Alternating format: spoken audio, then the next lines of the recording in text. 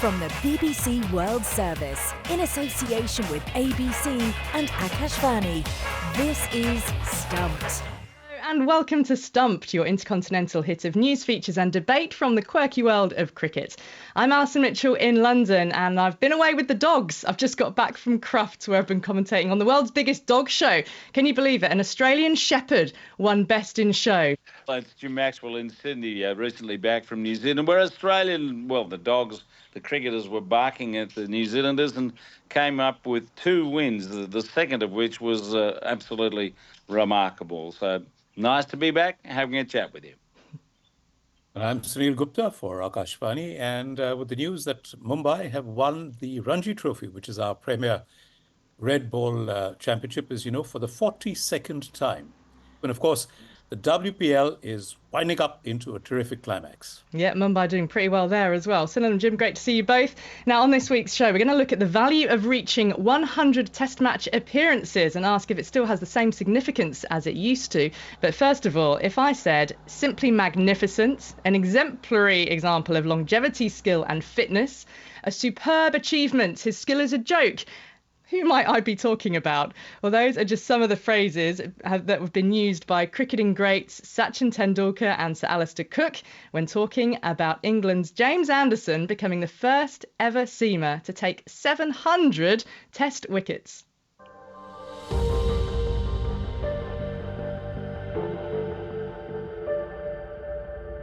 He comes again and bowls. Bowls him! James Anderson has got his first wicket, and a moment. James Anderson, if he gets 400 Test wickets, will never forget. Anderson bowls to edge and caught! Caught a second slip. Anderson's on a hat-trick. For me, bowling is all about a feel, and I can tell straight away the minute it comes out of my hand. Anderson comes up to Clark, and Clark comes forward. He's bowled him. He has bowled him. Anderson again bowls. Fulton's edged it, and has it caught? It was a good catch too. And that's Anderson's 300th Test wicket. And Anderson is mobbed. Hi, I'm Jimmy Anderson. This is me breaking Sir Ian Bolton's record. Anderson bowls round its edge, and he's caught. He's caught by Cook. And there you have it. Finally, he is England's highest ever wicket taker in Test cricket. Anderson moves in, bowls the right-handed Azhar. Edged it, he's caught! He's caught at slip. And Jimmy Anderson becomes the first fast bowler in the history of the game to take 600 wickets. You know, my job is to take wickets to win games of cricket, not to break records. The personal achievement stuff is nice to look back on at the end of your career when you're finished and not playing anymore. Well, that's the man himself, of course. He's now got 700 achieved in the Test match against India in Dharamshala. Jimmy is 41 years of old and only the third bowler in all of Test cricket to reach that 700 wicket milestone. Only the great spinners, Shane Warne with 708 and Mataya Muralitharan with 800 are ahead of him on the all-time list.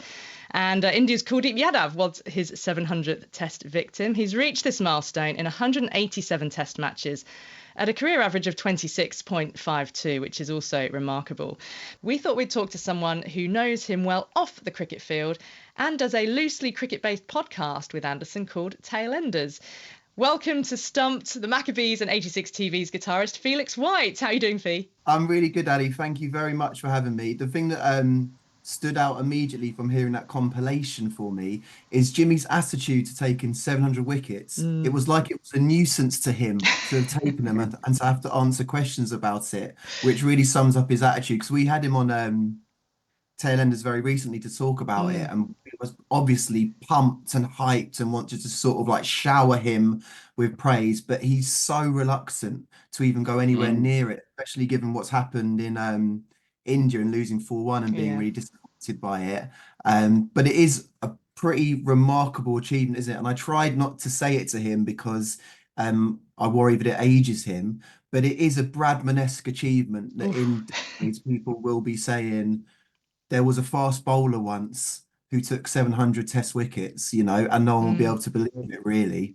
And we are all lucky that we're living through this era and that you've got to know him so well off the field in this time. I mean, tell us about the Jimmy that you have got to know. And I mean, knowing him as you do as well, how do you think he has managed to be such a great bowler and stay at the top for so long?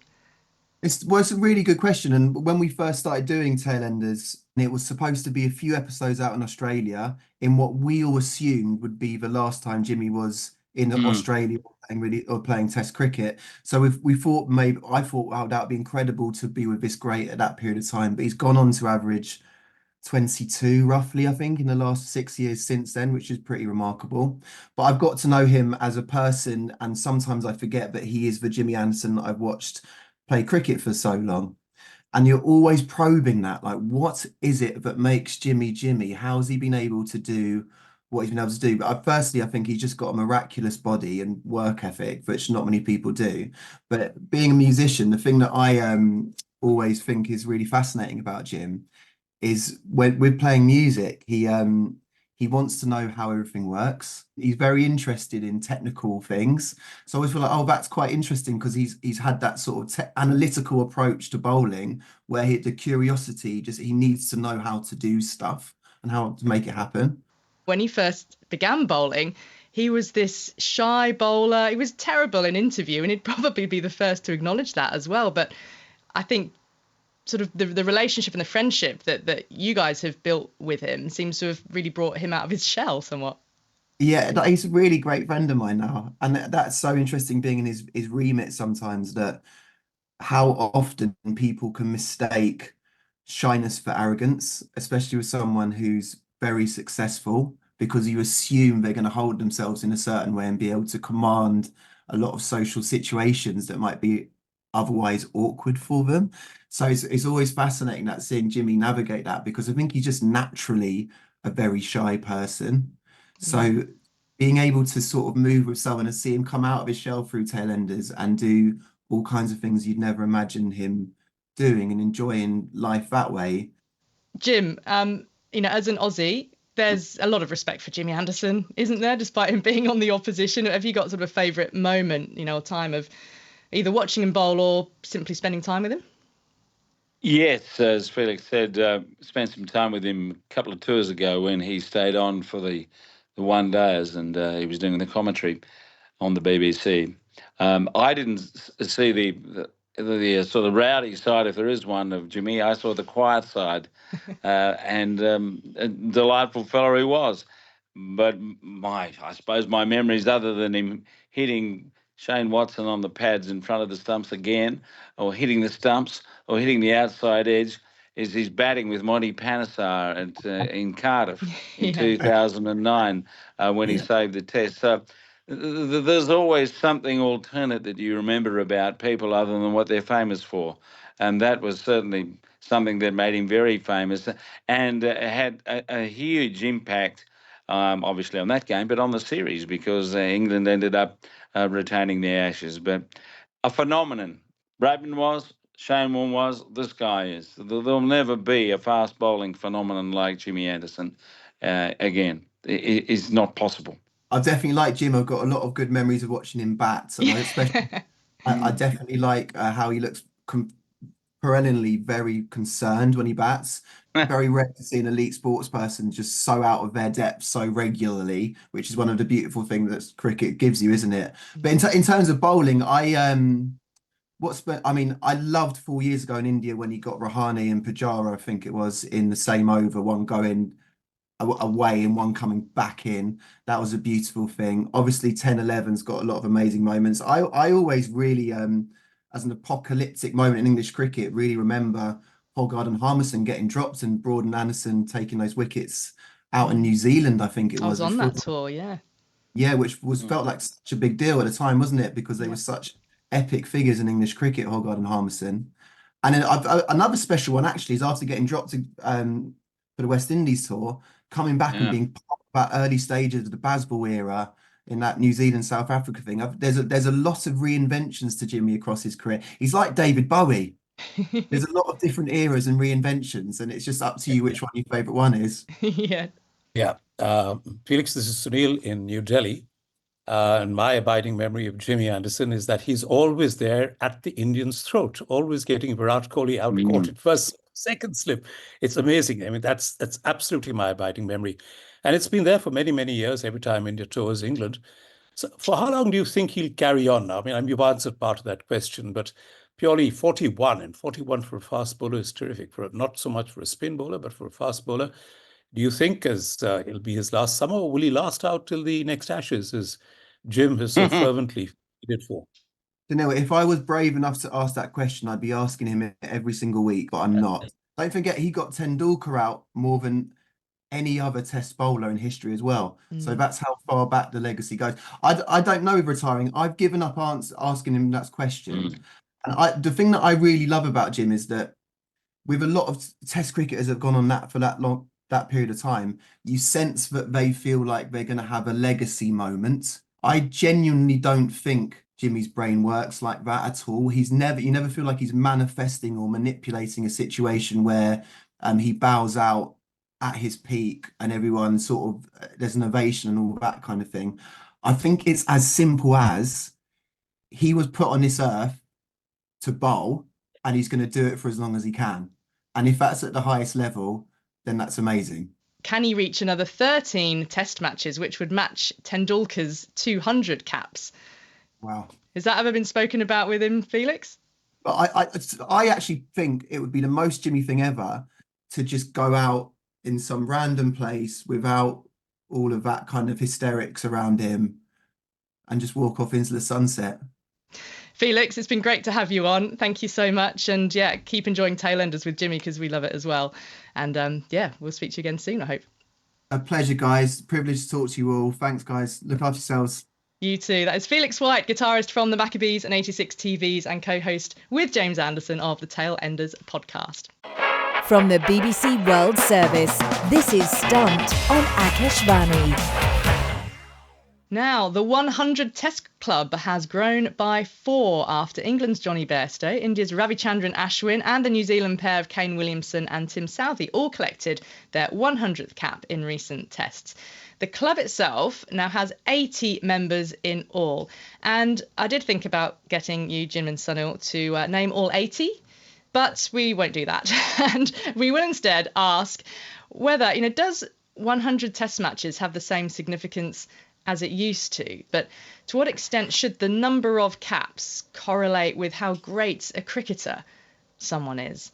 Now, before we get stuck into that, though, Sunil, I will just ask you about Ashwin specifically, who marked his 100th Test by taking 5 for 77 and 9 wickets in the match to win that final Test for India against England in Dharamshala. I mean, just how special a performance was that? It just begs the question, and I'm going to move away from that for a moment, as to why he did not play at the World Test Championship final in June, when India played 4 seamers and did not play the world's #1 bowler, and then went on to lose the match. It's astonishing.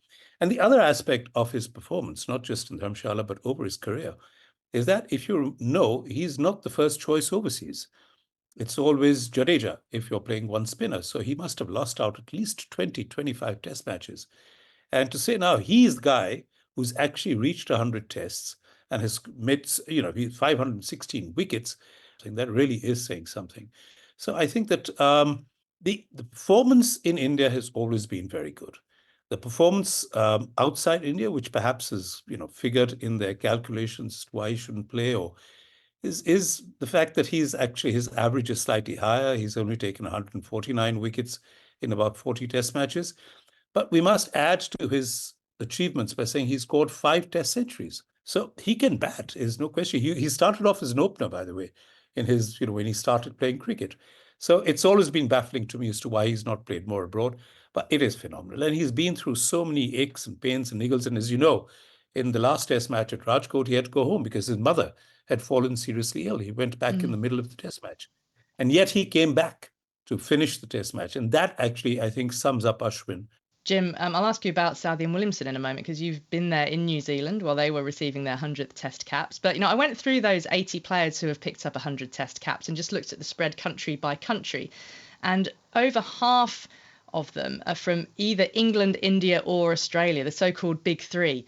So notably, those are countries who have A, been playing Test cricket the longest, and B, historically play more Tests than the other nations on a year-by-year basis. But Jim, given that, there's only Southee and Williamson, the 5th and the 6th from New Zealand to do it. Given that, how big an achievement is it for those two to have reached 100 Tests? Anyone who gets to 100 tests, it's a serious achievement, serious milestone. But the fact that there are 80 now, it just takes a bit of gloss off the significance of 100. I think it was Cowdery was the first one to reach 100 some time ago. And that was certainly significant, given that they didn't play as much as they play today.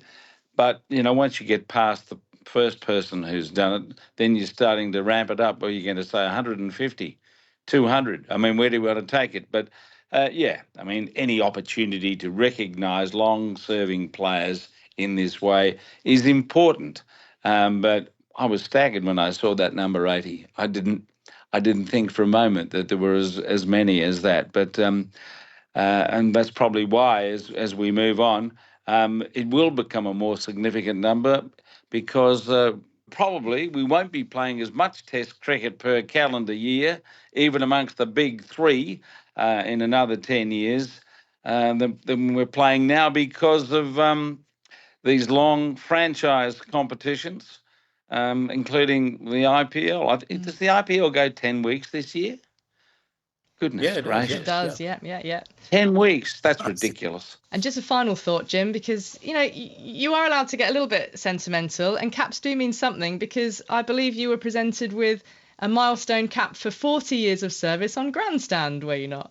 10 years ago, yes, that's true. And they must have thought I was going to fall off the twig, because I'm still going. Still going. Good. Well, that's good news for us, I'll tell you that.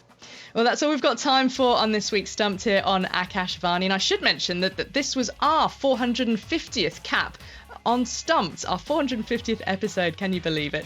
So thanks to all of you for listening, and don't forget you can follow us on X. We're at BBCWS Sports. Use the hashtag BBC Stumped, and check us out on YouTube too. Go to the BBC World Service's YouTube channel. My thanks to Sunil Gupta, Jim Maxwell, and to Felix White as well, and we'll see you next week. Bye for now. Stumped is a BBC Sport production for the BBC World Service in association with ABC and Akashvani.